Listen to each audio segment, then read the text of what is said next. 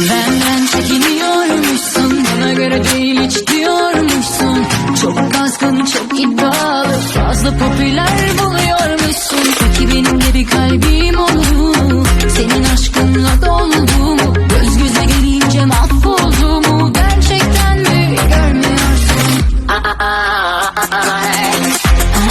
Sabredemiyorsun, fark edemiyorsun, hissedemiyorsun, garanticisin, korkuyorsun, sabredemiyorsun.